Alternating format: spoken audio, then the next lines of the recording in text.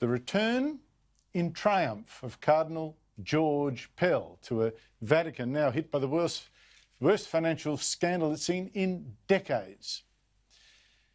Tomorrow, Cardinal Pell flies back to Rome, going back to the Vatican for the first time in 3 years. His enemies there will be spitting chips. Many would have thought they'd been rid of Pell forever. They would have hoped he'd still be rotting in an Australian jail on false charges of child sexual abuse.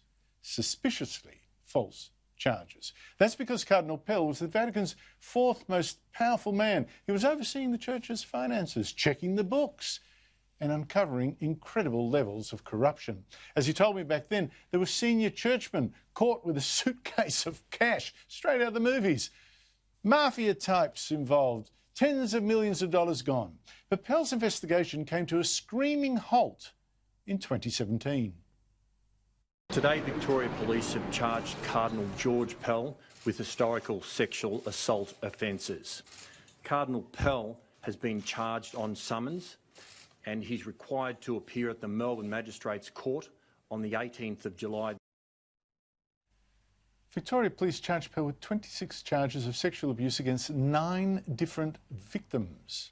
He stepped aside and returned to Australia to clear his name, but was caught up in a media witch hunt, a legal nightmare. He then spent 405 days in jail for a crime he could not possibly have committed, until the High Court freed him last April.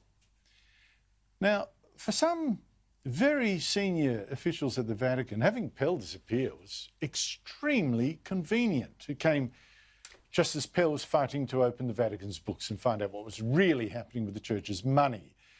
Now, Pell warned Pope Francis back then of what he'd found, adding, "Beware of Cardinal Becciu." Becciu was being second in charge of the Secretariat of State, very powerful man. Pell was alarmed by one of Becciu's property deals, a luxury development in London bought with loans from a Swiss bank with a record of violating money laundering and fraud safeguards. Becciu reportedly tried to disguise those loans by cancelling them out against the property's value, which was unlawful. But other Becciu deals also looked very weird. They included financial transfers that Pell opposed to buy an Italian hospital, which then collapsed, riddled with theft and fraud and debts of an astonishing $1.3 billion. Becciu, by the way, had even placed his niece as a secretary to the Church's representative at that hospital. But Becciu fought back against Pell in 2016. He unilaterally cancelled an external audit of Vatican departments that had been commissioned by Pell. Becciu, by the way, denies any wrongdoing, but Pell went to the Pope, said, "You've got to back me up, let's reinstate this audit," but Pope Francis refused. And by now, Pell was running out of time.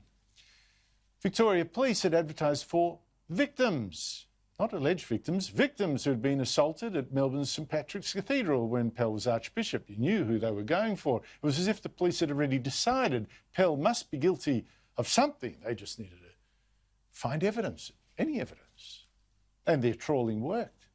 The alleged victims did come forward. In fact, though, every one of those complaints was so inherently implausible, some so ludicrous, that I was amazed that police took them seriously for a day, and every one of those charges failed, collapsed, before they got to court or in the court. But one case went further than the rest.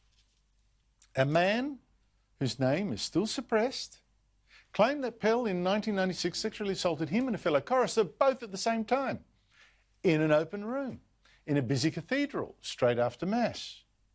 Now, the story was absurd. The other supposed victim, now dead, told his parents he wasn't abused. And as I showed you here last year, the crime could not possibly have happened, not as described. Neither Pell nor his accuser could have been at the scene of the crime at the only time that it could have happened. And that's ultimately why the High Court stepped in and scrapped the verdict, 7-0, and freed Pell. But this farce had, meanwhile, kept Pell away from the Vatican for 3 years, and Becciu made use of that time. In the same month that police said they'd charge Pell, Becciu fired the Vatican's first ever Auditor General, accusing him of spying, and threatened criminal charges if the auditor didn't go quietly. But now it's Pell who is free and Becciu who has fallen. Last week, the Pope forced Cardinal Becciu to resign, both from his new job, head of the body that creates saints, and from his powers as a cardinal, which includes the right to vote. Becciu, on Friday, said he was innocent. Yesterday until 6:02 p.m., I felt like a friend of the Pope, a loyal person who carried out the Pope's orders. However, he spoke to me and said he no longer trusts me. He no longer trusts me because the magistrates told him I committed the crime of embezzlement. He said that when I was substitute at the Secretariat of State, I authorized a donation of about $116,000 to Caritas at the Diocese of Ozieri, and that supposedly those $116,000 were transferred to an association my brother runs. That's the least of it. In fact, Becciu is accused of steering Vatican business and donations to 3 of his brothers. Now, he's vowed to prove his innocence, but Pell, meanwhile, is returning to the Vatican. Now, the story is that he is doing this just to empty his Vatican apartment, but there's no date on his return to Australia. And I understand, of course, the Pope has not offered him a job, but the Pope's authority has been rocked by this scandal, and it would make sense to show he's serious about fighting corruption by giving Pell some role in cleaning up the Vatican, maybe an honorary role, an overseeing role, a mentoring role, because in the Vatican, Pell still has a lot of prestige, particularly for his anti-corruption work. Pell, though, does not seem keen on any big job. He's 79, and he told me recently his only ambition now is to plant roses, which in fact he's been doing in Sydney. And all that's said publicly about Becciu's sacking is that the Pope was elected to clean up Vatican finances. He plays a long game and is to be thanked and congratulated on recent developments. He added, "I hope the cleaning of the stables continues in both the Vatican and Victoria." Now that last line is significant because it suggests that Pell thinks, like many people I've spoken to, there is a link between his fighting against corruption in the Vatican and the legal troubles which then dragged him back here. I asked him about this in April. Have you ever considered that the trouble you were causing to corrupt officials in the Vatican was related to the troubles that have since happened to you here? Most of the senior people in Rome who are in any way sympathetic to financial reform believe that they are. I don't have any evidence of that. But if I could just say one word, one of my fears was that what we had done would remain hidden. Now, I don't have any hard evidence of that either, that conspiracy theory, I should add. But I also asked Pell back then about corruption at the Vatican. It reached very high, he said.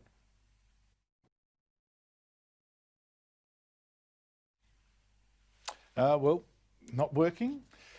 But he said it reached not quite to the feet of the Pope, but not far off it either. And that was in April. It's now September, and Becciu is gone. And Pell is returning to Rome and the Vatican.